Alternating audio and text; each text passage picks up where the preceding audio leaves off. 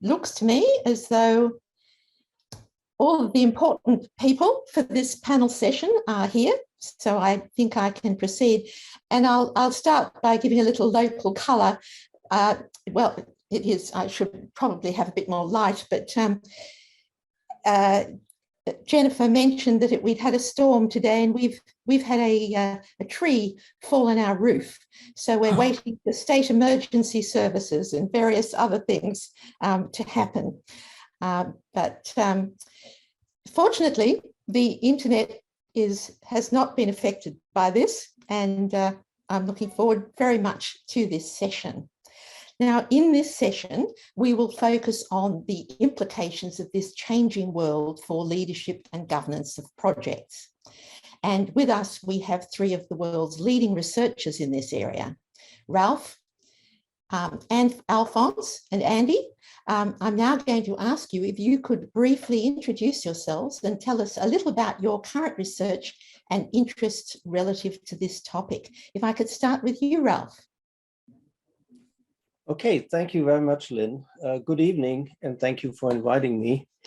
I'm Ralf Müller, Professor of Project Management at BI Norwegian Business School and Editor-in-Chief of the Project Management Journal.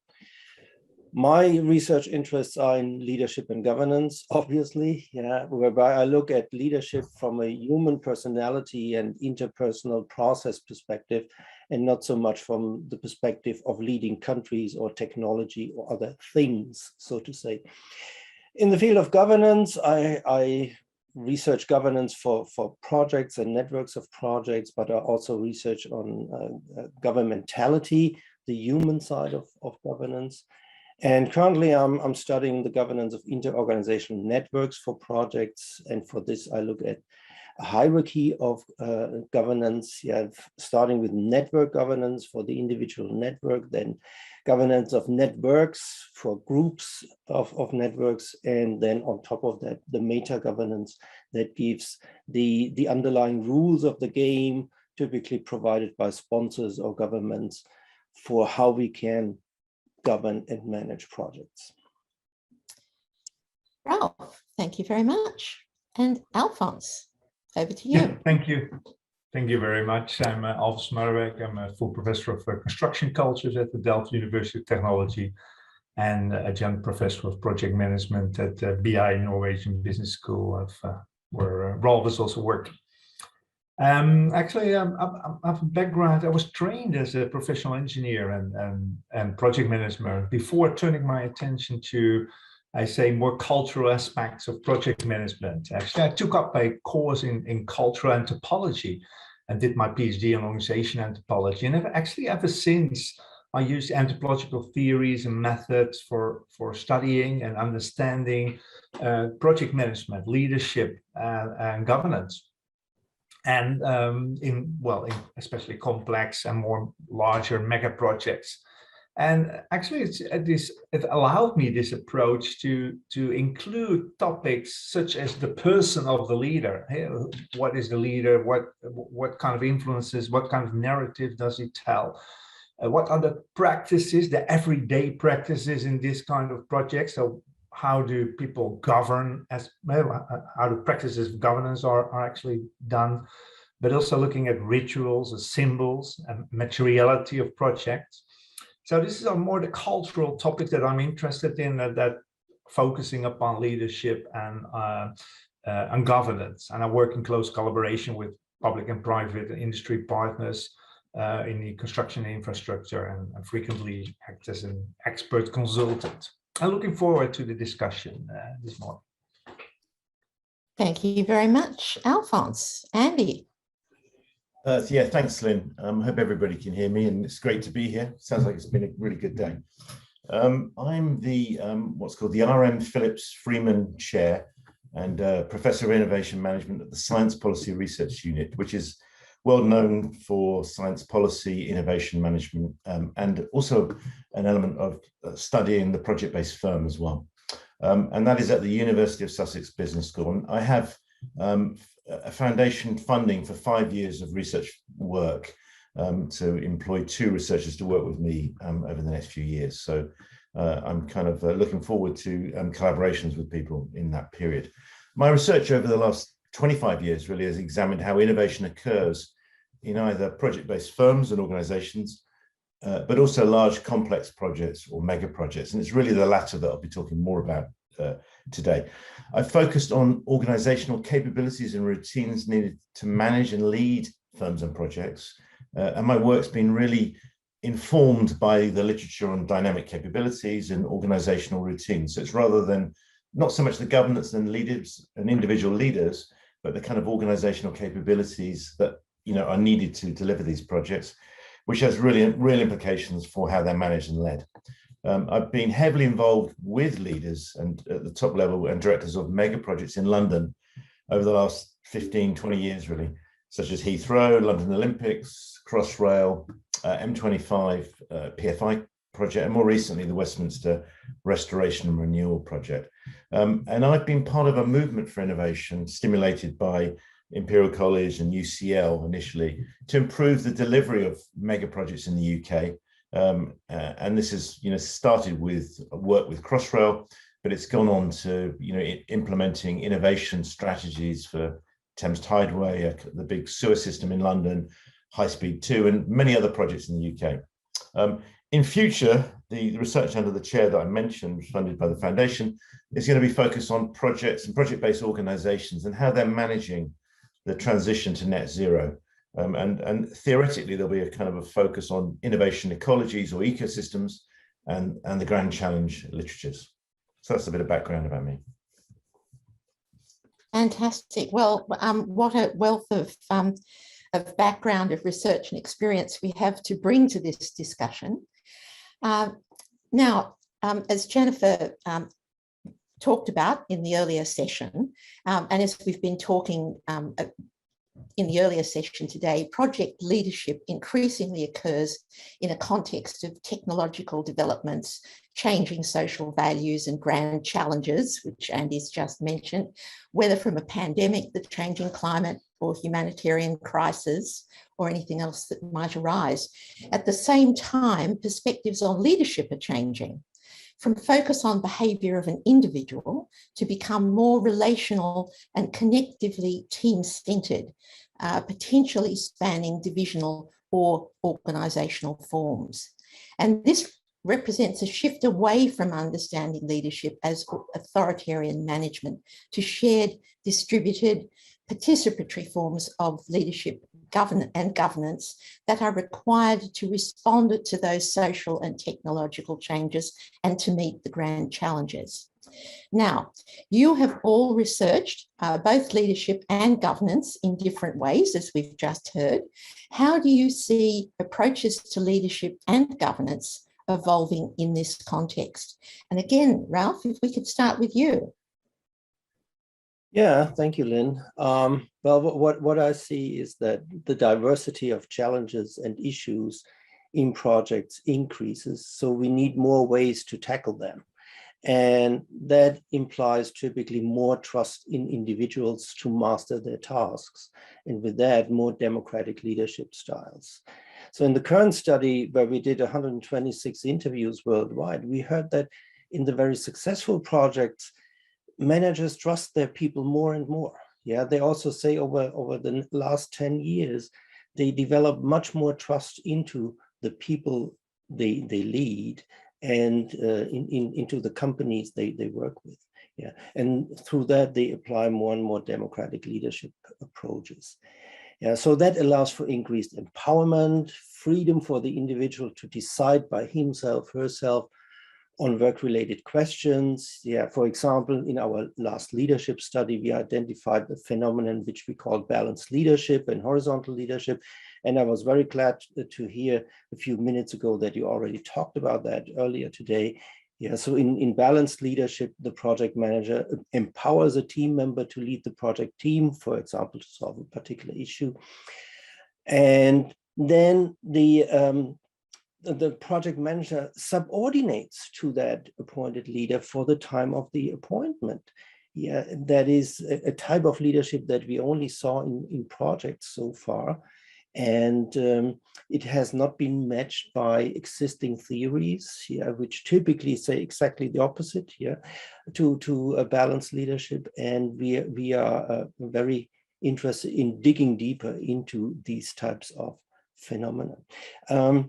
Similarly, the work with Alfons that we did on mega project leaders, it was very interesting to see how those publicly perceived heroes, the mega project leaders, are convinced of themselves as being incomplete leaders. They always rely on the team to find out what is best for the project. Especially this behavior then brings them out as authentic leaders who see leadership going beyond personal success. You're on mute, Lynn.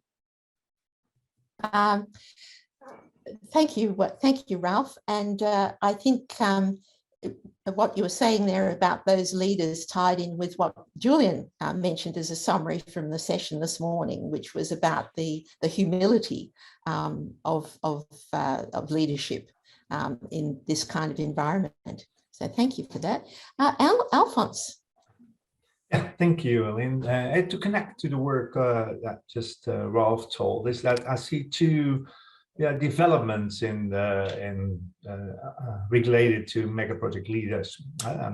We see that mega project leaders are and have become, over the last 20-25 years that I've been working in this industry with mega projects, they have become more reflective. And if I mean reflective, I see them reflecting upon their own management task, upon their own management behavior, upon how they behave, what their interaction is with their team, how the team is working. And they have much more attention for project values. So not only the outcomes, but also about what are we contributing towards. Has that meaning that this reflection also means to the influence of stakeholders? I think we have seen a real change towards the attitude of stakeholders, both human and non-human. And if I say non-humans, environmental issues of the underground, becoming more aware, animals becoming more aware and reflective upon that the project is not an island, but it's very engaged and very much entwined in society. Also, we see that they have more reflexive upon team cultures and project cultures, understanding that if the team doesn't work well, and if it doesn't fit well, and if there is no clear culture of collaboration within the project will fail. And so understanding them to be managing these project cultures. And trust has become, and I saw already a question saying, is trust is the result of, no, trust is something that's really on their agenda. They build trust, they have to build trust in order to get reciprocity among the different organizations involved. And trust has become really become an important issue for reflection and for this mega project, and working in an intercultural setting with different cultures, different organization cultures, but also different national cultures. That's the first one. And second one is that we see that these leaders, actually, they have become their own projects, as Tyrone Pitts and Carlson names it narrative capital. And that's the book that we did with Ralf and Natalie. That we see that these mega project leaders actually are really starting to become better and better in telling stories, telling narratives over where is this project, why is this project, how am I involved in the project, what have I done in the past, how have I become a mega project over time. They start writing books themselves, these mega project leaders. I have PhDs, mega project leaders doing their PhDs. They're starting to become much more reflective and more narrative, and also because they understand that counter narratives from society breaks in their ideas of what the project is about. So the understanding that this is a dynamic interaction or battlefield between narratives and counter narratives has become major now well, maybe especially in mega project leaders. And finally, if I have time left, Lynn, yes, okay. The approach to governance is what I see changing from a, well, idea of a large, well, or contract or you know, fix something that you put top down at the front stage of a large project, a write down. This is the way that we're going to govern this project. I see a change towards, yeah, the governance doesn't stop at the start. You can write down that you're equal partnerships, or that you have that you will not blame each other, but during the process, so the practice of the actually governance as practice perspective, how you actually deal with these issues during the process, in order not to lose trust among each other, but to create trust, to build it up during the whole process. That's something that I actually see now much more the focus, so much more researching, addressing the actually doing of the governance during the process. We did a study on the role of the underground infrastructures in mega projects. They were forgotten for a long time, and we see now that this during the project you suddenly pop up pipelines and things that you didn't know, bombs or whatever they were in the underground. So we see that if you govern, you cannot predict everything. You do not know what happens during this kind of projects. They're really, really high risky. So you need to actually execute the governance and look at from a practice perspective. And that's something that I see changing now. So that were my 3 points that I want to discuss with you, Lynn. That was fantastic. Thank you very much, Alfons. And if everyone could prepare themselves, we do have a question, which is, please define governance. So I'll let you think about that as I hand over to Andy to follow on with this question of how you see approaches to leadership and governance evolving in this changing world. Over to you, Andy. Yeah. Okay, thanks, Lynn. Yeah, I mean, I think Ralf and Alfons have given us a great kind of overview of the actual, in a way, the thing that Julian was talking about, the shift in leadership from more hierarchical, vertical to sort of horizontal, distributed, reflective, and excellent stuff. You know, what I want to do now is, in a way, is based on my research, is look at the kind of the organizational context within which leaders have to work, and sort of bring out some slightly different, perhaps different perspectives. You know, if we look at traditional project management and leadership, really it's about stability, risk avoidance, and performing routinely. The assumption is that the environment is stable and unchanging. However, and as I'm sure you've been talking about through the day, projects are becoming increasingly complex and have to be delivered in a rapidly changing and uncertain environment. So a new approach to project management and leadership is required that emphasizes flexibility, adaptation, and speed. And this will require different skill sets, different ways of working, teaming, and so on. And in the work that I've done, some of the sort of key projects in the UK have recognized this need to strike a balance between the stability to deliver projects routinely against targets. And much of what happens in projects is really about having really effective processes, procedures, routines for doing that. But the balance also has to be about achieving the flexibility so that projects can flex, adjust, and respond to both unexpected problems when they arise, but also opportunities. New things happen during the life of a project, and and it's important that projects are able to bring in those unexpected things. And often that's innovation. In our study of Crossrail, we found that before the project, the iPad didn't exist.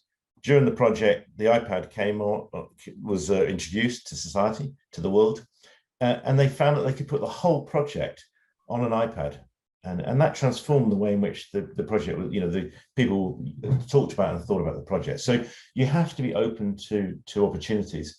And in the management literature, I talked about dynamic capabilities, but a new term is ambidexterity. And this describes how organizations and leaders, and I think it applies to complex projects, but it means that the organizations and their leaders have to exploit their current capabilities and routines to perform well under stable and predictable and perhaps foreseeable conditions. But they also have to exploit opportunities to respond to the unforeseeable, to rapidly changing conditions. And I think this sort of balance is a really key thing. It's something actually that's been around a long time. James Webb recognized it in the NASA's Apollo moon landing in the 60s. Much of the project was very foreseeable, predictable, but there are always unforeseeable elements. And it's this balancing act that he recognized even then that is important.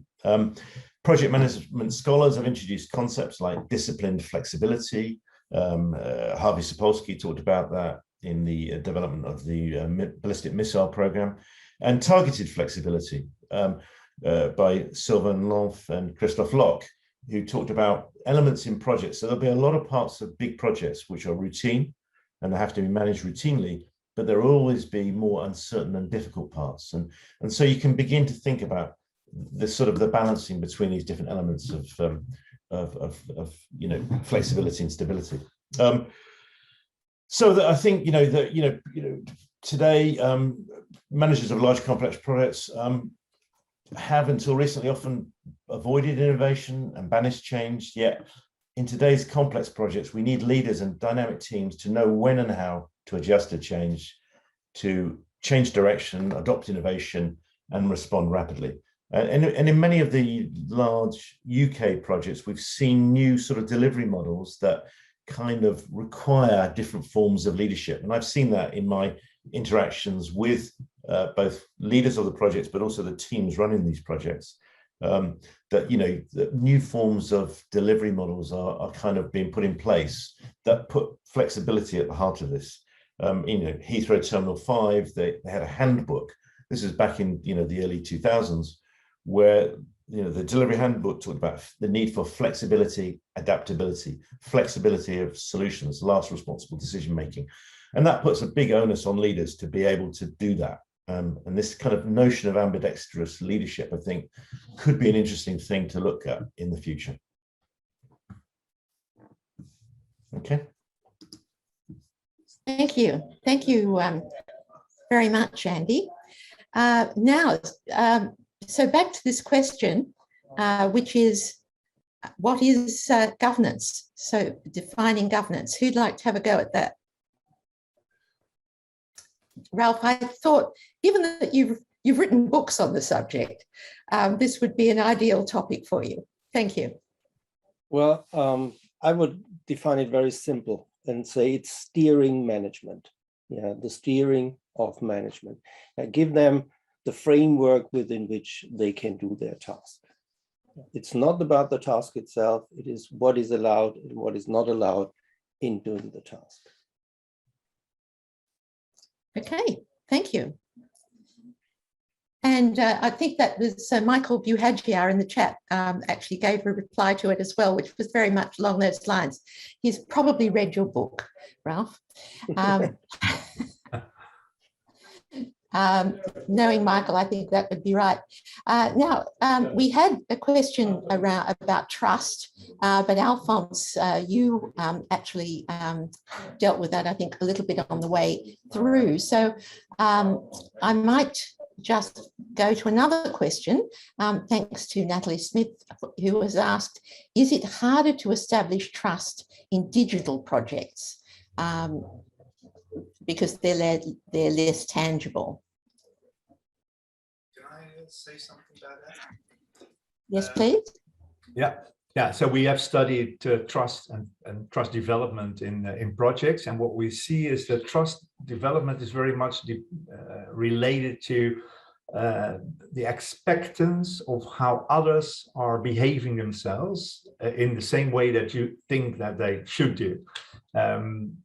That would mean that in a digital setting, for example, with back office and front office, or with digital teams, trust can also be developed. But it has to be a central part of well, it's a laborious process, and you really need reflection sessions to discuss, okay, what is your normal way of governing, or what are your practices of dealing with conflicts? How do you, because people can have, especially in interorganizational settings, they can have completely different backgrounds and different values over how to deal with issues. And if somebody of your team is behaving completely different than you expected that they would be, then you don't trust them anymore.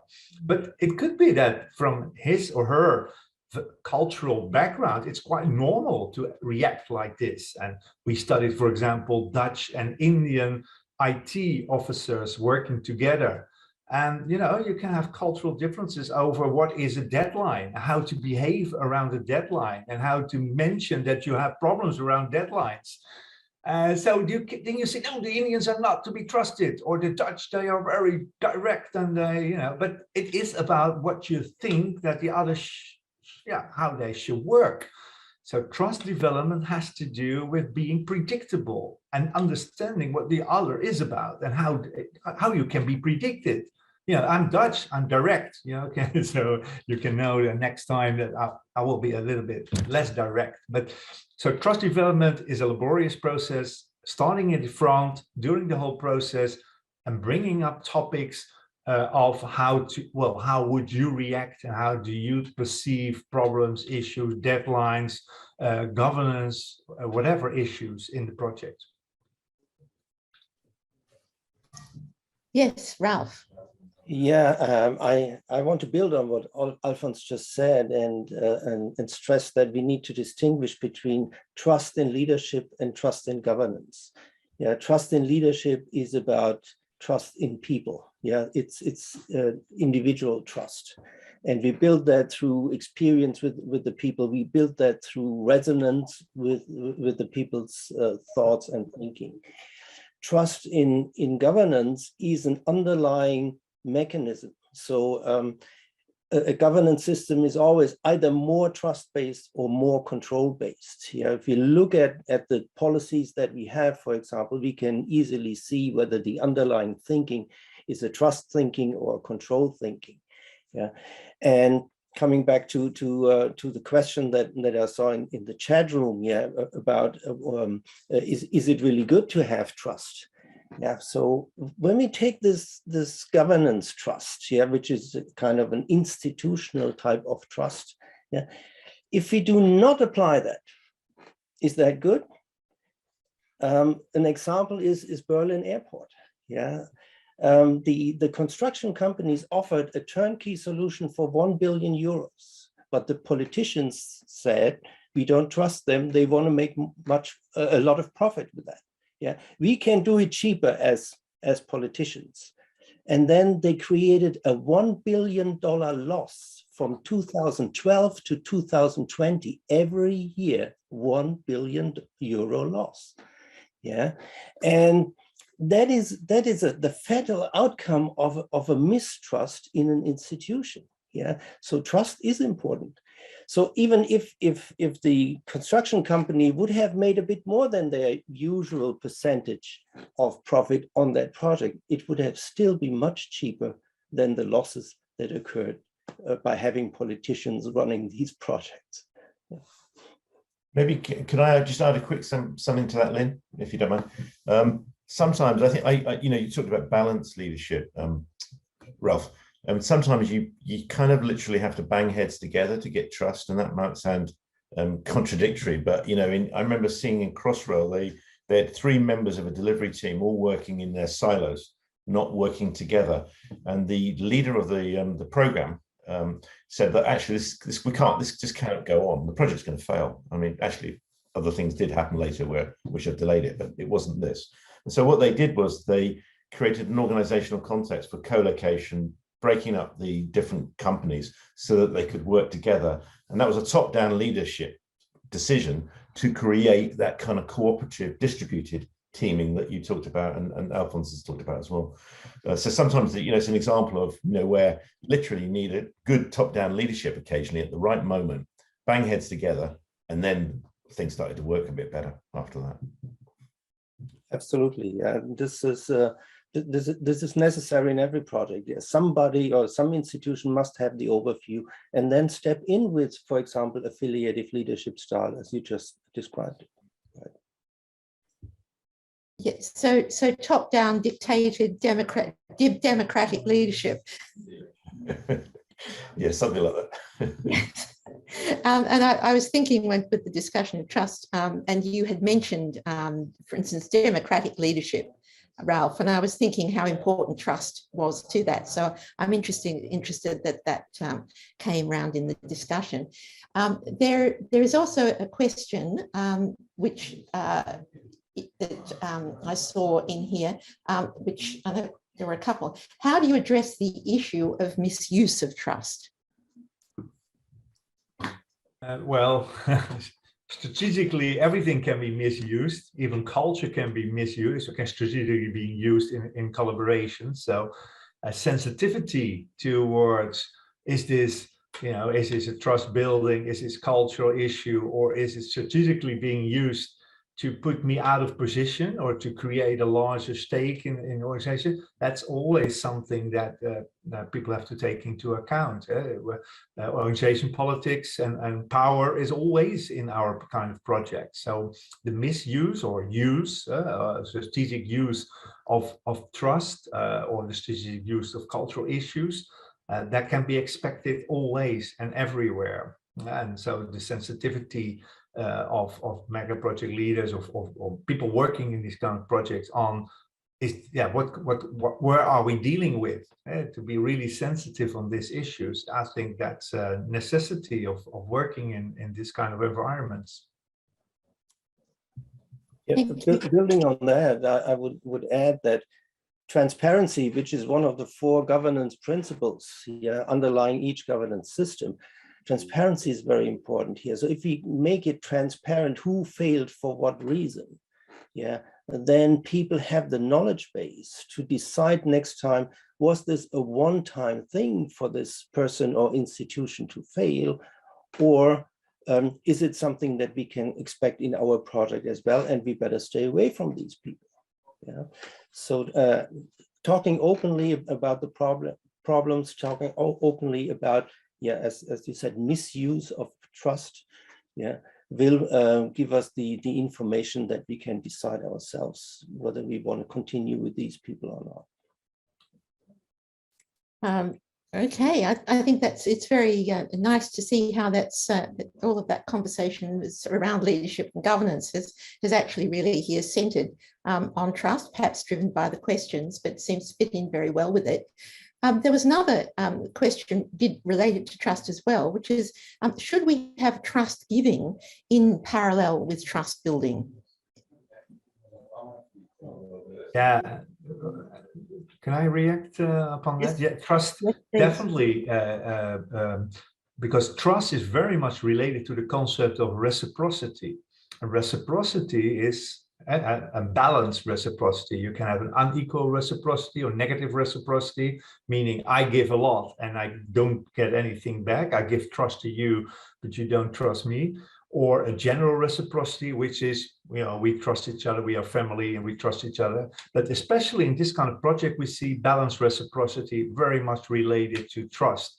So if I help you, and you help me with issues over the time, I give you trust that this will help, and in return I receive. But it's a slowly process of gaining trust, and conscious process in which you, what I say, discuss, have chat. And so this relationship between reciprocity and trust is very, very much tight. It's very tight. Yes, Ralf.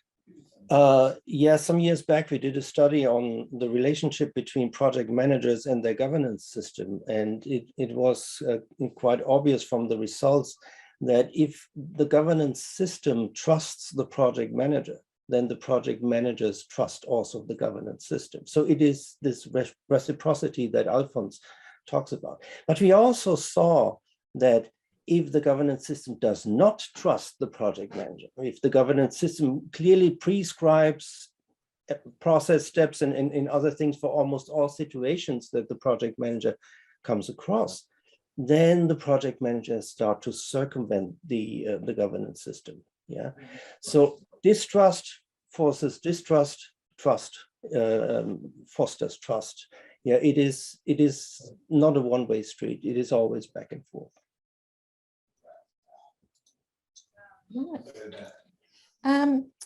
No, we still have a little bit more time left.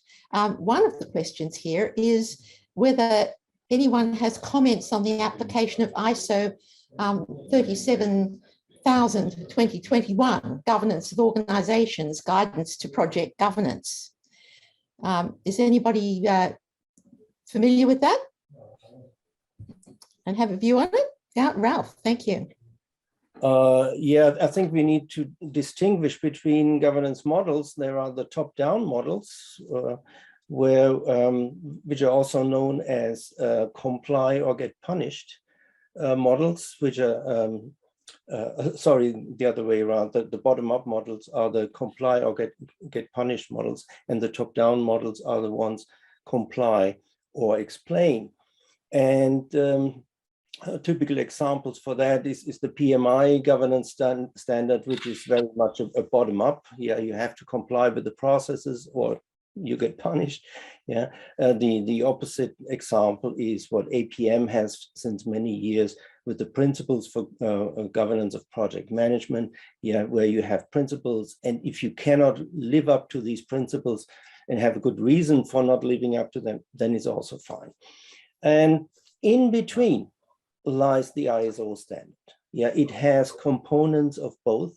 Yeah, it suggests processes, but it does not enforce the use of these processes. Yeah, so it is a kind of a hybrid type of governance, and it then depends on how you read it. Do you read it like a Bible, and like you should read the PEM book from PMI, that you do everything exactly as it is outlined in the document?